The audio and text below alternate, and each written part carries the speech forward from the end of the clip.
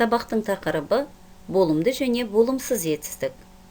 Бүгінгі сабақта болымды және болымсыз етістіктер туралы білімдеріңді түрлі жаттығулар орындау арқылы одан ары шыңдайтын боласың. Жұбын табу ойыны. Сөздердің жұбын табу арқылы тыйым сөздер құрайды. Етістіктердің болымды, болымсыз екенін анықтайды. Сабақтан қалма. Өтірік айтпа. Үлкенді сыйла. Кішіге қамқор бол. Әдепсіз болма. Үйде ысқырма.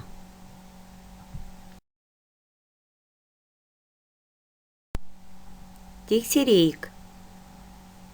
Қалма, айтпа, болма, ысқырма болымсыз етістіктер. Қамқор бол, сыйла болымды етістіктер. Жарайсыңдар. Көркем жазу. Мақалды қатесіз көркем жазады. Етістіктерді тауып астын сызады. Мағынасына қарай етістіктің қай түріне жататындығын анықтайды.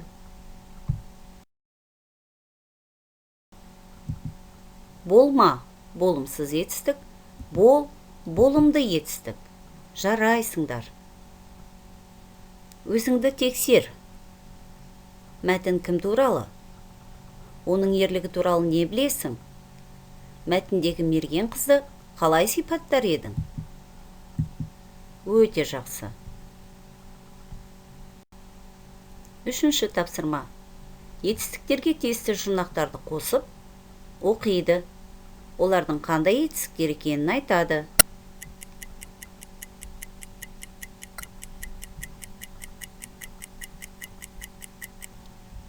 Топпен жұмыс. Мәтінді түсініп оқиды. Мәтін мазмұны бойынша сұрақ дайындайды.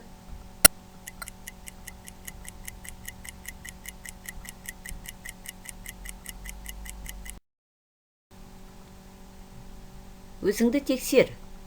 Жіберме, қазба, шақырма, теппе, төзбе болымсыз етістіктер. Өте жақсы.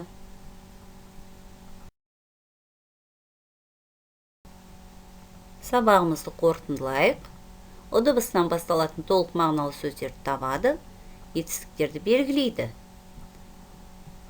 Тыңдап ал. Қыз сөзіне антоним.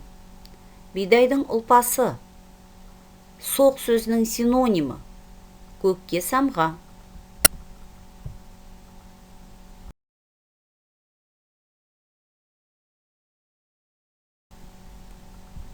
Өзіңді тексер. Тыңдап ал. Ұқ. Қыз сөзіне антоним. Ұл. Бидайдың ұлпасы. ұн. Соқ сөзінің синонимі. ұр. Көкке самға. ұш. Бұл жердегі етістіктер ұр, ұқ, ұш. Бәрекелді. Бүгінгі сабақты қаншалықты меңгергенімізді білу үшін сиқырлы қарындаштарды көмекке шақырайық. Болымды болымсыз етістіктерді ажырата аламын деп сенімді болсаңыз, жасыл қарындашты. Өзіңізге сенімсіздеу болсаңыз, сары қарындашты. Егер тақырыпты мүлдем түсінбедім десеңіз, қызыл қарындашты алыңыз.